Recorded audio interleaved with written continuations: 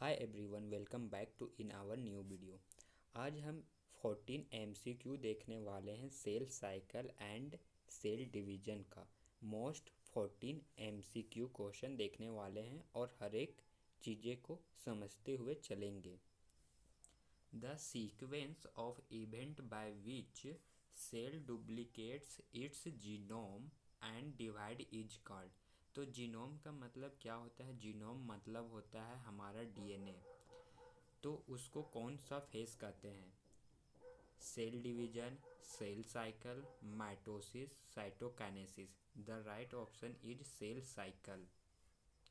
Cytokinesis में क्या होता है? हमारा साइटोप्लाज्म डिवाइड होता है और ये एक प्लांट और एनिमल में साइटोप्लाज्म डिफरेंट प्रकार के डिवाइड होता है। माइटोसिस में 4 फेस आते हैं। पहला आता है प्रोफेस, मेटाफेस, एनाफेस और telophase.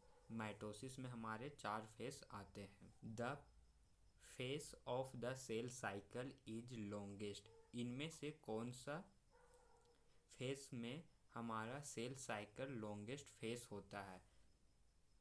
G1 is longest face होता है। अगर माइटोसिस का लॉन्गेस्ट फेस पूछेगा तो माइटोसिस में हमारा लॉन्गेस्ट फेस प्रोफेस होता है। और अगर पूरे सेल साइकिल का लॉन्गेस्ट फेस अगर पूछा जाएगा तो वो G1 फेस होता है। Question 3, DNA replication occur during. DNA अपना डुप्लीकेशन कब शो करता है? G1 फेस में, S फेस में, G2 फेस में, M फेस में। DNA अपना डुप्लीकेशन शो करता है S फेस में। Which checkpoint ensure DNA is undamaged before replication? G1 checkpoint, G2 check, M checkpoint, S checkpoint. The right option is G1 checkpoint. इसमें थोड़ा सा explain करता हूँ क्योंकि ये आउट ऑफ NCERT है। तो जब हमारा ये सेल साइकिल है जो कि यहाँ पे G1 फेस होता है, S फेस और ये G2 फेस होता है और यहाँ पे माइटोसिस और साइटोकाइनेसिस। तो ये S फेस में जब हमारा DNA डुप्लीकेट होता है उससे पहले G1 फेस में इसका चेकिंग चलता है DNA का कि वो DNA जो डुप्लीकेट होने जा रहा है वो DNA सही है कि नहीं। अगर किसी भी प्रकार का डैमेज रहेगा तो वो S फेस में इंटर ही नहीं करेगा, वो तुम्हारे G1 फेस में ही चेक होके वहाँ से G0 फेस में चला जाएगा। मतलब कि G1 फेस से आगे नहीं बढ़ेगा। तो तुम्हारा पास चेक पॉइंट, ये एक प्रकार का चेक पॉइंट बन गया। इसलिए G1 तुम्हारा चेक पॉइंट है कि DNA डैमेज है कि नहीं। वो कहाँ पे चेक होता है? वो तुम्हारा सेल डुप्लीकेट होने से पहले चेक होता है। Next question, histone are mainly synthesize during. Histone generally कब बनता है? G1 फेस में, S फेस में, G2 फेस में, M फेस में। The right option is B, tone protein S phase में which stage of mitosis so chromosome align at the equatorial plate? Prophase, metaphase, anaphase, telophase. तो metaphase में equatorial में आ जाते हैं क्रोमोजोम, जो कि कुछ उसका डायग्राम इस प्रकार होता है। मेटाफेस में एक इक्वेटोरियल प्लेट बना लेते हैं और एक लाइन में आ जाते हैं, जिससे यहाँ पे सेंट्रोजोम स्पिंडल फाइबर बनाकर अपनी ओर खींचता है। Sister chromatid separate during. तो सबसे पहले समझते हैं कि सिस्टर क्रोमैटिड होते क्या हैं। अगर ये एक क्रोमोजोम है,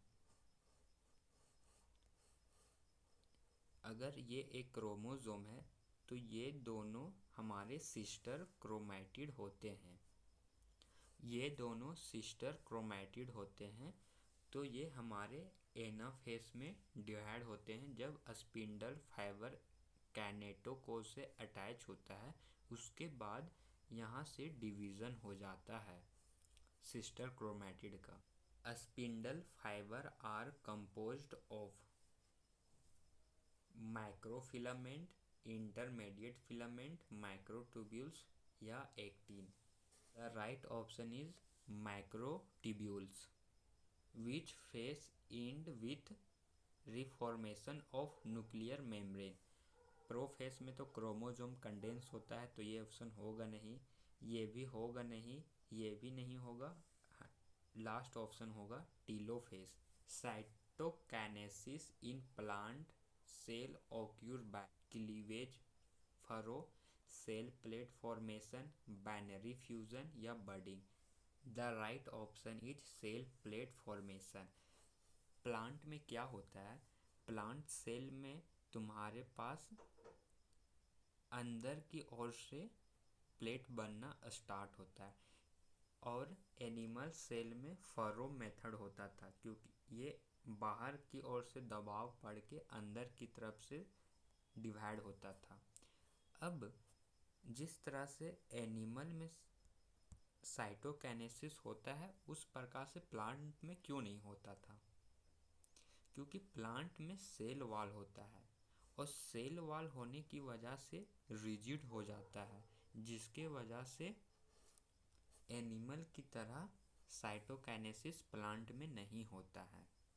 प्लांट में हमारे अंदर की ओर से बनना स्टार्ट होता है। Meiosis occur in somatic cell, germ cell, both A and B and all body cell. तो मियोसिस हमारे जर्म सेल में होते हैं। सोमैटिक सेल वो होते हैं जो सेल हमारे रिप्रोडक्शन में पार्टिसिपेट नहीं लेते हैं, जैसे अस्पर्म तुम्हारा जर्म सेल होता है और अस्पर्म के अलावे जितने भी सेल हमारे बॉडी में प्रेजेंट है वो सारे सोमैटिक सेल होते हैं। Crossing over occur during leptotene, zygotene, pachytene और डिप्लोटीन। क्रॉसिंग पंचैटीन में होता है। Chiasmata are first visible during, तो वो हमारे डिप्लोटीन स्टेज में दिखते हैं। Reductional in chromosome number occur during meiosis 1, meiosis 2, mitosis या साइटोकाइनेसिस। तो राइट ऑप्शन इज मियोसिस 1। अगर आपको इसी प्रकार के और भी MCQ क्वेश्चन चाहिए तो कमेंट करें और मैं इसके लिए फिर पार्ट 2 बना दूंगा।